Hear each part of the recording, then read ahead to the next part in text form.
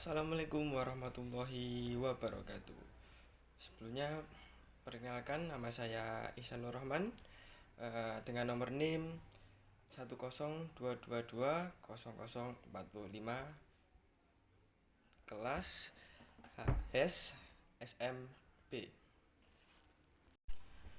Saya di sini ditugaskan oleh beliau, Bu dosen, untuk mempresentasikan materi yang pertama.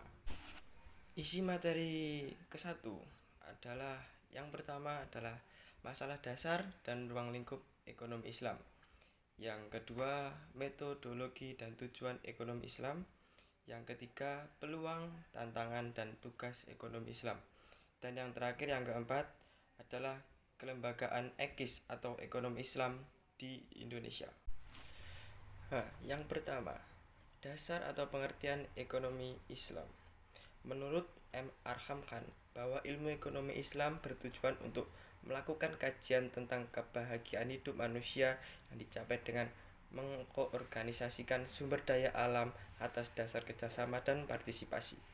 Definisi yang dikemukakan oleh Arkakam ini memberikan dimensi normatif atau kebahagiaan hidup di dunia dan di akhirat, serta dimensi positif atau mengorganisir sumber daya alam.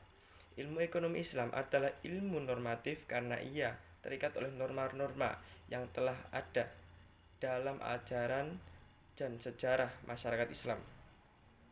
Ia juga merupakan ilmu positif karena dalam beberapa hal ia telah menjadi panutan masyarakat Islam.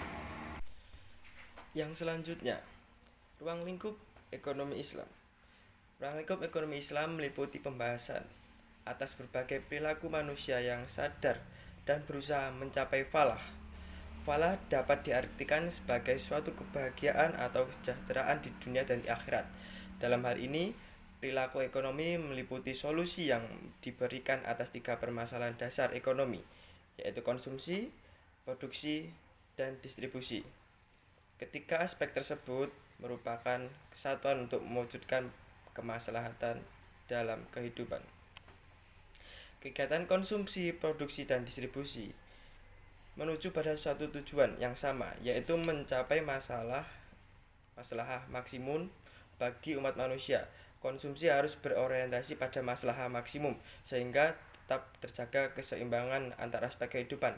Produksi dilakukan secara efisien dan adil sehingga sumber daya yang tersedia dapat mencukupi kebutuhan seluruh umat manusia. Sedangkan distribusi sumber daya dan output harus dilakukan secara adil dan merata sehingga memungkinkan setiap individu untuk memiliki peluang mewujudkan masalah bagi kehidupannya. Jika ketiga tersebut benar-benar diperhatikan dan selalu berusaha mewujudkan masalah dalam berbagai aspek, maka kehidupan manusia akan bahagia dan sejahtera di dunia dan di akhirat, atau falah itu sendiri. Kita masuk materi yang kedua, yaitu metodologi ekonomi Islam. Adalah suatu metode tentang bagaimana memahami, menafsirkan, dan mengambil ketetapan hukum Al-Quran dan hadis sedemikian rupa sehingga menghasilkan keputusan yang sesuai dengan kehendak Allah dan Rasulnya.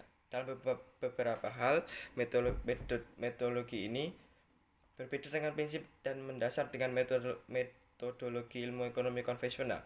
Namun, dalam beberapa hal keduanya dapat menggunakan metodologi yang sama. Oleh karena itu, proses Islamisasi ilmu ekonomi diharapkan dapat mengintegrasikan keduanya yang mesti berbeda, namun juga memiliki sejumlah kesamaan yang bersifat natural. Dalam menentukan metode ekonomi Islam ini, terdapat 3 sumber ajaran Islam yang dijadikan pedoman dalam menetapkannya. Yang pertama adalah Al-Quran, yang kedua adalah Sunnah, yang ketiga adalah Ijma. Ijma ini dijabarkan menjadi 5 bagian lagi, yaitu ada Qiyas, Ihtisan, Istishab, Maslahah Mursalah, dan Al-Urf. Maka metodologi sesuatu objek bertujuan untuk menyelidiki kebenaran, untuk mempelajari realita, perilaku agen-agen ekonomi baik di rumah produsen, konsumen maupun pemerintahan juga harus merumuskan konsep perilaku ideal menurut ajaran Islam yang seharusnya dilakukan oleh agen-agen ekonomi, sekaligus efek-efeknya yang mungkin bagi perekonomian. Lanjutkan untuk materi yang kedua yang selanjutnya, yaitu tujuan ekonomi Islam, yaitu melansir buku pengantar ekonomi Islam oleh Muhammad Hidayat, terdapat beberapa tujuan ekonomi syariah atau ekonomi Islam tersebut, yaitu 1. Kesejahteraan ekonomi dalam kerangka norma moral Islam. Yang kedua, persaudaraan dan keadilan universal, berarti menyeluruh. 3. Distribusi pendapatan dan kekayaan yang merata. Keempat adalah kebebasan individu dalam konteks permasalahan sosial. Kita masuk yang ketiga, yaitu peluang dan tantangan ekonomi Islam. Menurut Muhammad Ade, dinamika perkembangan perbankan syariah khususnya di Indonesia tidak akan terlepas dari perkembangan perbankan nasional dan krisis global yang terjadi. Meskipun progres report bank syariah menunjukkan gejala positif dan terus mengalami kemajuan yang berarti, namun karena keterbatasan ukuran bank syariah yang masih terlalu kecil, masih sulit bagi bank syariah untuk berperan lebih besar dalam perekonomian nasional. Melanjutkan untuk materi 3 yang selanjutnya, yaitu tugas ekonomi Islam. Dilansir dari kompasiana.com, dalam konsep ekonomi Islam, harga ditentukan oleh keseimbangan permintaan dan penawaran. Keseimbangan ini tidak terjadi bila antara penjual dan pembeli tidak bersikap saling merelakan. Kerelaan ini ditentukan oleh penjual dan pembeli dalam mempertahankan kepentingan atas barang tersebut. Jadi harga ditentukan oleh kemampuan penjual untuk menyediakan barang yang akan ditawarkan kepada pembeli tersebut, dan kemampuan pembeli untuk mendapatkan barang tersebut dari penjual. Dalam ekonomi Islam, keseimbangan pasar mempertimbangkan beberapa hal. Yang pertama, dalam konsep Islam monopoli, duopoli, oligopoli tidak dilarang keberadaannya selama mereka tidak mengambil keuntungan di atas keuntungan normal. Ini merupakan konsekuensi dari konsep keseimbangan harga. Yang kedua, kondisi pasar yang kompetitif mendorong segala sesuatunya menjadi terbuka. Allah berfirman dalam surat An-Nisa ayat 29 yang berbunyi, "Hai orang-orang yang beriman, janganlah kalian saling memakan harta sesama kalian dengan jalan yang batil, kecuali jalan perdagangan yang berlaku dengan suka sama suka di antara kalian." Nah, suka sama suka semakna dengan sama-sama merelakan keadaan masing-masing diketahui oleh orang lain.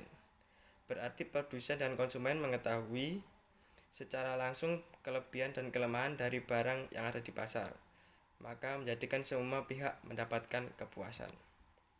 Yang ketiga, produsen dilarang melakukan praktek perdagangan demi keuntungan pribadi dengan cara menempat pedagang di pinggir kota, mendapatkan keuntungan dari ketidaktahuan penjual dari suatu kota terhadap harga yang berlaku di kota lain.